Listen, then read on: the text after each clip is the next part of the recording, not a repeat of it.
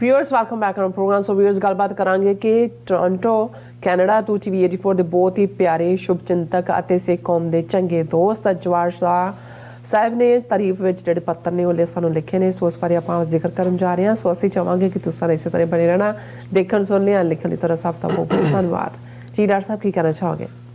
ਦੇਖੋ, ਜਦੋਂ ਲੰਬੇ ਅਰਸੇ ਬਾਅਦ ਪਹਿਲੀ ਵਾਰ ਕੈਨੇਡਾ ਜਾਣ ਦਾ ਸਬਬ ਲਗਭਗ 2 ਮਹੀਨੇ ਪਹਿਲਾਂ ਹੋਇਆ ਔਰ TV84 ਦੀ ਸੇਵਾ ਨੂੰ ਰੈਕਗਨਾਈਜ਼ ਕਰਦੇ ਹਾਂ, ਥਾਂ ਥਾਂ ਫੰਕਸ਼ਨ ਰੱਖੇ ਗਏ ਤਾਂ ਇੱਕ ਜਿਹੜਾ ਬੈਂਕੁਏਟ ਹਾਲ ਦੇ ਵਿੱਚ ਸਮਾਗਮ ਸੀ ਉਹਦੇ 'ਚ ਸਾਡੇ ਬਹੁਤ ਹੀ ਪਿਆਰੇ ਯਵਾਰ ਸ਼ਾਹ ਸਾਹਿਬ ਜਿਹੜੇ ਲੰਬੇ ਵਕਤ ਤੋਂ TV84 ਨਾਲ ਤਾਂ ਜੁੜੇ ਹੀ ਹੋਏ ਨੇ, ਪਰ ਉਹਨਾਂ ਦੀ ਇਨਪੁਟ ਸਾਡੇ ਲਈ ਬਹੁਤ ਹੀ ਜਿਹੜਾ ਹੈ ਉਹ ਕੀਮਤੀ ਸਰਮਾਇਆ ਹੁੰਦਾ ਹੈ ਸਾਡੀ ਲਰਨਿੰਗ ਲਈ ਵੀ। ਔਰ ਜਿਸ ਕਿਸਮ ਦੀ ਸਿੰਸੈਰਿਟੀ ਦੇ ਨਾਲ ਔਰ ਇੱਕ ਖੋਜੀ ਹੋਣ ਦੇ ਨਾਤੇ ਰਿਸਰਚਰ ਉਹ ਇਸ਼ੂਜ਼ ਵੱਲ ਦੇਖਦੇ ਨੇ, ਉਹ ਆਪਣੇ ਪਰਿਵਾਰ ਨਾਲ, ਆਪਣੀ ਅਹਿਲੀਆ, ਉਹਨਾਂ ਦੀ ਬੇਟੀ ਉਹਨਾਂ ਦੇ ਨਾਲ ਆਏ, ਸਾਰੇ ਪ੍ਰੋਗਰਾਮ 'ਚ ਬੈਠੇ ਔਰ ਐਡਰੈਸ ਵੀ ਕੀਤਾ ਉਹਨਾਂ ਨੇ। ਔਰ ਉਹ ਮੇਰੇ ਲਈ ਇੱਕ ਬਹੁਤ, ਜਿਸ ਨੂੰ ਤੁਸੀਂ ਨਾ ਭੁੱਲਣ ਵਾਲੇ ਕੁਝ ਪਲ ਹੁੰਦੇ ਨੇ ਉਵੇਂ ਸੀ।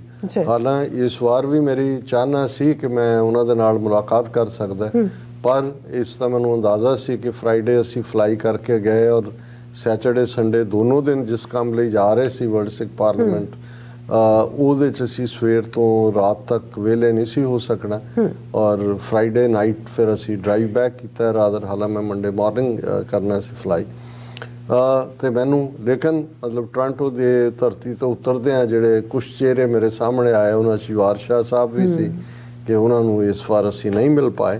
ਹਾਲਾਂਕਿ ਉਹਨਾਂ ਦੇ ਇਸ ਪੀਰੀਅਡ ਦੇ ਵਿੱਚ ਹੀ 26 ਨਵੰਬਰ ਨੂੰ ਇੱਕ ਲਿਖਤ ਉਹਨਾਂ ਦੀ ਸਾਨੂੰ ਆਈ ਔਰ ਇੱਕ ਜਿਹੜੀ ਲਿਖਤ ਹੈ ਉਹ ਅੱਜ ਨਵੰਬਰ 29 ਨੂੰ ਆਈ ਹੈ ਔਰ ਉਹਦੇ 'ਚ ਉਹਨਾਂ ਨੇ ਹਮੇਸ਼ਾ ਹੀ ਉਹ ਆਪ ਉਹ ਇੰਨੇ ਕੁ ਲਰਨਡ ਸੁਲਝੇ ਹੋਏ ਔਰ ਇੰਨੇ ਕੁ ਵਿਦਵਾਨ ਨੇ ਕਿ ਇਹ ਵੀ ਇੱਕ ਵੱਡਾਪਨ ਹੁੰਦਾ। ਜਿਹੜੇ ਲੋਕ ਵੱਡੇ ਹੁੰਦੇ ਨੇ ਉਹ ਆਪਸ ਕੋ ਜੋ ਜਾਣੇ ਨੀਚਾ ਸੋ ਗਣੀਏ ਸਭ ਤੇ ਉੱਚਾ, ਉਹ ਆਪਣੇ ਆਪ ਨੂੰ ਜਿਹੜਾ ਹੈ ਉਹ ਥੱਲੇ ਰੱਖ ਕੇ ਦੂਸਰਿਆਂ ਨੂੰ ਵਡਿਆਉਂਦੇ ਨੇ।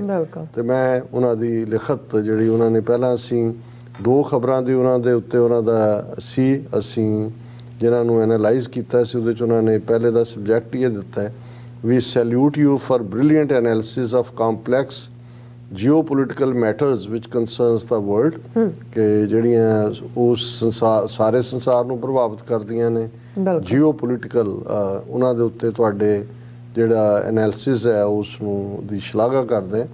ਔਰ ਫਿਰ ਉਹਨਾਂ ਨੇ ਕਿਹਾ ਸਤਿ ਸ੍ਰੀ ਅਕਾਲ ਐਂਡ ਸਲਾਮ।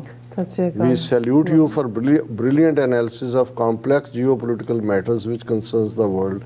You covered these 2 news reports, some observations, ਜਿਹੜੀਆਂ 2 ਨਿਊਜ਼ ਰਿਪੋਰਟਸ ਤੇ ਅਸੀਂ ਗੱਲ ਕੀਤੀ, ਉਹਦੀਆਂ ਆਬਜ਼ਰਵੇਸ਼ਨਸ ਇਹਨਾਂ ਨੇ। Indian general threatens to take over Azad Kashmir from Pakistan, just waiting for orders from Modi government, ? Pakistan's ISPR denounced it, called it delusional mindset and insanity. ਔਰ ਇਹਦੇ ਤੇ ਈਵਨ ਪ੍ਰਵੀਨ ਚੌਧਰੀ ਜਿਹੜੇ ਨੇ, ਪ੍ਰਵੀਨ ਸਾਨੀ ਇੱਕ ਬਹੁਤ ਹੀ ਜ਼ਬਰਦਸਤ ਨੇ, ਉਹਨਾਂ ਨੇ ਇੰਡੀਆ ਦਾ ਮਜ਼ਾਕ ਵੀ ਉਡਾ ਰਿਡੀਕਿਊਲ ਕੀਤਾ ਹੈ ਕਿ ਵੀ ਤੁਸੀਂ, ਔਰ ਜ਼ਾਹਰ ਹੈ ਪਾਕਿਸਤਾਨ ਦੀ ਜਿਹੜੀ ਇੰਟਰ ਸਰਵਿਸ ਪਬਲਿਕ ਰਿਲੇਸ਼ਨ ਹੈ ਉਹਨਾਂ ਨੇ ਇਹ ਕਿਹਾ ਕਿ ਐਵੇਂ ਜਿਹੜਾ ਉਹ ਭੁਲੇਖੇ 'ਚ ਨਾ ਰਹੋ, ਡਿਲਿਊਜ਼ਨ ਦੇ ਵਿੱਚ ਨਾ ਰਹੋ, ਇਸ ਦਾ ਫਿਰ ਤੁਹਾਨੂੰ ਖਮਿਆਜ਼ਾ ਭੁਗਤਣਾ ਪਏਗਾ। ਉਹਨਾਂ ਨੇ ਹੁਣ ਇਹ ਕਹਿ ਕੇ ਆਪਣਾ ਕਮੈਂਟ ਕੀਤਾ ਕਿ ਪਾਕਿਸਤਾਨ's battle hardened military can take on 6 times bigger India anytime. Did the general forget 2 Indian Air Force aircraft shot down by the Pakistan Air Force over Kashmir? ਕਿ ਬੇਸ਼ੱਕ ਭਾਰਤ 6 ਗੁਣਾ ਵੱਡਾ ਹੈ ਪਰ ਪਾਕਿਸਤਾਨ ਦੀ ਆਰਮੀ ਜਿਹੜੀ ਹੈ ਉਹ ਬੈਟਲ ਹਾਰਡਨਡ ਹੈ, ਕੋਈ ਸ਼ੱਕ ਨਹੀਂ ਹੈ। ਉਹਨਾਂ ਨੇ ਇਨਰ ਟੈਰਰਿਜ਼ਮ ਨੂੰ ਡੀਲ ਕੀਤਾ, ਅਫਗਾਨਿਸਤਾਨ ਨਾਲ 2 ਵਾਰ ਜਿਹੜਾ ਰਸ਼ੀਆ ਦੇ ਵੇੜੇ ਜਦੋਂ ਸੋਵੀਅਤ ਯੂਨੀਅਨ, ਫਿਰ ਪਿਛਲੇ 20 ਸਾਲ ਤੋਂ ਜਦੋਂ ਨੈਟੋ ਜਾ ਕੇ ਉੱਥੇ ਬੈਠ ਕੇ ਅਮਰੀਕਾ ਔਰ ਦੂਜਾ, ਉਹਨਾਂ ਨੇ ਕਿਹਾ ਵੀ ਭੁੱਲ ਗਿਆ ਭਾਰਤ ਨੂੰ ਵੀ ਉਹਨਾਂ ਦੇ 2 ਜਹਾਜ਼ ਡਿੱਗੇ। Indian wing commander Abhinandan was taken prisoner? Fantastic, it is fantastic. ਉਹਨੂੰ ਭੁੱਲ ਗਿਆ। In retaliation, Pakistan's nuclear strike can totally annihilate India. ਅਸੀਂ ਵੀ ਆਪਣੀ ਡਿਸਕਸ਼ਨ 'ਚ ਇਹੀ ਕਿਹਾ ਸੀਗਾ ਕਿ ਕਿਹੜੇ ਪਾਗਲਾਂ ਦੀ ਦੁਨੀਆ 'ਚ ਰਹਿੰਦੇ ਨੇ ਕਿ ਵੀ ਪਾਕਿਸਤਾਨ ਹੁਣ ਜਿਹੜਾ ਉਹ 1998 ਤੋਂ ਪਹਿਲਾਂ ਵਾਲਾ ਪਾਕਿਸਤਾਨ ਨਹੀਂ ਹੈ ਜੋ ਇਹਨਾਂ ਨੇ 71-72 'ਚ ਕੀਤਾ ਕਿ ਜੀ ਤੁਸੀਂ ਤੋੜਤਾ ਮੁਲਕ 'ਚ। ਉਹ ਹੁਣ ਨਿਊਕਲੀਅਰ ਉਹਨਾਂ ਕੋਲ ਬੈਸਟ ਦੁਨੀਆ ਦੇ ਵਿੱਚ ਈਵਨ ਡਿਲੀਵਰੀ ਸਿਸਟਮ ਹੈ ਨਿਊਕਲੀਅਰ ਹੈਡ ਮਿਸਲਸ ਨੂੰ। ਫਿਰ ਦੂਸਰਾ ਜਿਹੜਾ ਸਾਡਾ ਐਨਾਲਿਸਿਸ ਸੀ ਉਹਦੇ 'ਤੇ ਉਹਨਾਂ ਨੇ PM Modi can visit US, has immunity even if he is mass murderer, and US and European Union had denied him visa after Gujarat massacre. Yes, he has immunity to attend UN session in New York just as Fidel Castro, Saddam Hussein and other criminals were allowed.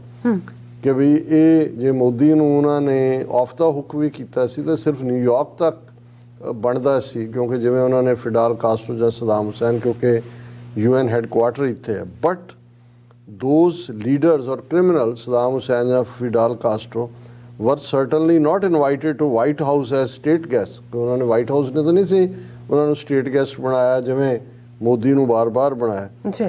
Adolf Hitler was elected, quote unquote, German leader, so he would have been invited to the White House. ਕਿ ਫਿਰ ਤਾਂ ਉਹਨੂੰ ਵੀ ਸੱਦ ਲੈਣਾ ਸੀ Hitler ਨੂੰ ਵੀ ਕਿਉਂਕਿ ਉਹ ਵੀ elected ਹੀ ਸੀ। ਲੋਕਾਂ ਨੇ ਉਹਨੂੰ ਬਣਾਇਆ ਔਰ ਉਹਨਾਂ ਦਾ ਨਾਮ ਵੀ ਜਿਹੜਾ ਡੈਮੋਕ੍ਰੈਟਿਕ ਜਰਮਨੀ ਦੇ ਥੱਲੇ ਹੀ ਵੱਜਦਾ ਸੀ। Certainly not. Argument that Modi is leader, so he was invited is shocking. US dishonestly and duplicity either invite them all or none at all. ਉਹਨੂੰ ਕਿਹਾ ਜੀ ਇਹ ਤਾਂ ਜਿਹੜਾ ਜਵਾਬ ਹੀ ਹੈ ਇਹ ਡੁਪਲਿਸਿਟੀ ਵਾਲਾ ਐਵੇਂ ਹੈ ਜਾਂ ਤਾਂ ਤੁਸੀਂ ਬਾਕੀਆਂ ਨੂੰ ਵੀ ਇਨਵਾਈਟ ਕਰਦੇ ਫਿਰ ਵਾਈਟ ਹਾਊਸ ਉਹਨਾਂ ਨੂੰ ਦੰਦੇ ਰੈੱਡ ਕਾਰਪੇਟ ਜਾਂ ਕਿਸੇ ਨੂੰ just sharing this ਡਿਸਆਨੈਸਟੀ and ਡੁਪਲਿਸਿਟੀ in JIO politics. ਬਿਲਕੁਲ ਯਵਾਰ ਸਾਹਿਬ ਤੁਸੀਂ ਠੀਕ ਫਰਮਾਇਆ। ਔਰ ਅੱਜ ਦੀ ਲਿਖਤ ਉਹਨਾਂ ਦੀ ਸਾਡੇ ਕੱਲ੍ਹ ਦੇ ਜਦੋਂ ਵਰਲਡ ਸਿੱਖ ਪਾਰਲੀਮੈਂਟ ਦੇ ਹਵਾਲੇ ਨਾਲ ਕੀਤਾ ਉਹਦਾ ਟਾਈਟਲ ਹੀ ਉਹਨਾਂ ਨੇ ਦਿੱਤਾ ਹੈ ਰਾਜ ਕਰੇਗਾ ਖਾਲਸਾ। Nice. Dear doctor Amarjit Singh ਸਤਿ ਸ੍ਰੀ ਅਕਾਲ ਐਂਡ ਸਲਾਮ। ਰਾਜ ਕਰੇਗਾ ਖਾਲਸਾ world Sikh parliaments extraordinary session in Toronto, Canada, passing important resolutions is applauded for the proud Sikh nation, Khalistan. ਬਹੁਤ ਸ਼ੁਕਰੀਆ ਯਵਾਰ ਸ਼ਾਹ ਸਾਹਿਬ ਜੀ। ਸਾਨੂੰ ਤੁਹਾਡੇ ਵਰਗੇ ਵੀਰਾਂ ਦੇ ਉੱਤੇ ਵੀ ਫਖਰ ਹੈ ਕਿ ਤੁਸੀਂ ਸਾਡੇ ਨਾਲ ਖਲੋਤੇ ਹੋ ਜਿਹਦੇ ਨਾਲ ਸਾਡਾ ਹੌਸਲਾ ਕਈ ਗੁਣਾ ਵੱਧ ਜਾਂਦਾ ਹੈ। The historic wrong thou delayed must be righted ਕਿ ਜੋ 47 ਦੇ ਵਿੱਚ ਹੋਇਆ ਇਹ ਗਲਤੀ ਇੱਕ ਬਲੰਡਰ ਕੀਤਾ ਹੁਣ ਇਹ ਠੀਕ ਕਰਨ ਦਾ ਵੇੜਾ ਹੈ। Your extraordinary leadership for justice is indispensable blessing not just for Sikhs but for all freedom loving people of the world. We salute your leadership, commitment and humanity. ਯਵਾਰ ਸ਼ਾਹ। ਇਹ ਯਵਾਰ ਸ਼ਾਹ ਸਾਹਿਬ ਤੁਸੀਂ ਇਹਨਾਂ ਲਫ਼ਜ਼ਾਂ ਨਾਲ ਤਾਂ ਹੋਰ ਵੀ ਸਾਨੂੰ ਜ਼ਮੀਨ ਦੇ ਵਿੱਚ ਵੜਨ ਵਾਲਾ ਲੁਕਣ ਨੂੰ ਜੀ ਕਰਦਾ ਹੈ। ਇਹ ਤੁਹਾਡੀ ਨਵਾਜ਼ਿਸ਼ ਹੈ ਤੁਹਾਡਾ ਵੱਡਾਪਨ ਹੈ। ਮੈਂ ਆਪਣੇ ਆਪ ਨੂੰ ਇੱਕ ਐਕਟਿਵਿਸਟ ਸਮਝਦਾ ਔਰ ਮੈਂ ਸਮਝਦਾ ਕਿ ਵਰਲਡ ਸਿੱਖ ਪਾਰਲੀਮੈਂਟ ਤੱਕ ਇਹ ਜਿਹੜਾ ਸਾਰਾ ਸਫ਼ਰ ਹੈ ਕਿੰਨਿਆਂ ਨੇ ਇਸ ਦੇ ਉੱਤੇ ਮਿਹਨਤ ਕੀਤੀ ਇਹ ਤਾਂ ਸਾਡੇ ਸਿੱਖ ਵੀਰਾਂ ਭੈਣਾਂ ਦੀ ਵਡਿਆਈ ਹੁੰਦੀ ਹੈ ਕਿ ਉਹ ਮੈਨੂੰ ਫੇਰ ਮਾਣ ਦਿੰਦੇ ਨੇ। ਹਾਲਾਂਕਿ ਇਸ ਦੇ ਵਿੱਚ ਮੇਰੀ ਬਹੁਤ ਥੋੜ੍ਹੀ ਕੰਟਰੀਬਿਊਸ਼ਨ ਹੈ ਕਿਉਂਕਿ ਬਹੁਤ ਸਾਰਾ ਵਕਤ ਹੋਰ ਰੁਝੇਵੇਂ ਲੈਂਦੇ ਨੇ। ਲੇਕਿਨ ਇਸ ਗੱਲ ਦਾ ਜ਼ਰੂਰ ਪਹਿਲੇ ਦਿਨ ਤੋਂ ਜਦੋਂ ਸਰਬੱਤ ਖਾਲਸਾ ਨੇ ਇਸ ਦਾ ਰੈਜ਼ੋਲੂਸ਼ਨ ਵੀ ਕੀਤਾ ਤਾਂ ਮੈਨੂੰ ਇਹ ਲੱਗਦਾ ਸੀ ਕਿ ਇਹ ਇੱਕ ਅੰਬਰੇਲਾ ਵਾਂਗ ਆਉਣ ਵਾਲੇ ਪੀਰੀਅਡ ਦੇ ਵਿੱਚ ਇੱਕ ਬਹੁਤ ਜ਼ਬਰਦਸਤ ਸਟੈਪ ਹੋਏਗਾ ਔਰ ਇਸ ਚੋਂ ਹੀ ਅਸੀਂ ਅਲਟੀਮੇਟਲੀ ਇਸ ਛਤਰ ਛਾਇਆ ਥੱਲੇ ਜਿਹਦੇ ਥੱਲੇ ਸਾਡੇ religious social economical political cultural ਸਾਰੀਆਂ ਹੀ ਜਿਹੜੀਆਂ ਆਰਗੇਨਾਈਜੇਸ਼ਨਸ ਜਿਨ੍ਹਾਂ ਫੀਲਡ 'ਚ ਕੰਮ ਕਰਦੀਆਂ ਨੇ ਉਹ ਇੱਕ ਛਤਰੀ ਥੱਲੇ ਆਉਣਗੀਆਂ ਔਰ ਇਹਦੇ 'ਚੋਂ ਹਰ ਫੀਲਡ ਦੇ ਵਿੱਚ ਕੁਛ ਨਾ ਕੁਛ ਕੀਤਾ ਜਾ ਸਕੇਗਾ। ਔਰ ਇਹਦੇ 'ਚ ਵੀ ਕੋਈ ਸ਼ੱਕ ਨਹੀਂ ਹੈ ਕਿ ਜਦੋਂ ਰੈਜ਼ੋਲੂਸ਼ਨ ਜਿਹਦੇ 'ਚ ਕਸ਼ਮੀਰ ਦੀ ਆਜ਼ਾਦੀ ਦੀ ਗੱਲ ਔਰ ਨਾਗਾਲੈਂਡ ਦੀ ਆਜ਼ਾਦੀ ਦੀ ਗੱਲ ਸੀ ਪੂਰਾ ਜਿਹੜਾ ਡੈਲੀਗੇਟ ਸੈਸ਼ਨ ਸੀ ਉਸ ਦੇ ਵਿੱਚ ਜੈਕਾਰੇ ਗੂੰਜਦੇ ਸੀ ਬੋਲੇ ਸੋ ਨਿਹਾਲ ਸਤਿ ਸ੍ਰੀ ਅਕਾਲ। ਕਿਉਂਕਿ ਜੇ ਇਸ ਦਾ ਨਾਮ ਵਰਲਡ ਸਿੱਖ ਪਾਰਲੀਮੈਂਟ ਹੈ ਸਿੱਖਾਂ ਦੀ ਨੁਮਾਇੰਦਗੀ ਹੈ ਤੇ ਸਿੱਖ ਫਿਰ ਇਕੱਲਾ ਆਪਣੇ ਦੁੱਖਾਂ ਦਾ ਫਿਕਰ ਨਹੀਂ ਕਰਦਾ ਰਾਦਰ ਸਿੱਖ ਕੁੱਲ ਇਨਸਾਨੀਅਤ ਦੇ ਵਿੱਚ ਜਿੱਥੇ ਵੀ ਕੋਈ ਪੀੜਤ ਹੈ, ਔਰ ਅਸੀਂ ਤਾਂ ਆਪਣੇ ਖਿੱਤੇ ਦੀ ਗੱਲ ਕਰ ਰਹੇ ਹਾਂ, ਕਿਉਂਕਿ ਜੋ ਕਸ਼ਮੀਰੀਆਂ ਤੇ ਜ਼ੁਲਮ ਇੰਡੀਅਨ ਸਟੇਟ ਕੀਤੇ ਨੇ ਕਰ ਰਹੀ ਹੈ, ਨਾਗਿਆਂ ਤੇ ਕੀਤੇ ਨੇ ਕਰ ਰਹੀ ਹੈ, ਔਰ ਇਸ ਤੋਂ ਇਲਾਵਾ ਜਿਵੇਂ ਈਵਨ ਦਲਿਤ ਔਰ ਟਰਾਈਬਲਸ ਦੇ ਲਈ ਵੀ ਰੈਜ਼ੋਲੂਸ਼ਨਸ ਹੋਏ ਔਰ ਆਵਾਜ਼ ਚੁੱਕੀ ਗਈ।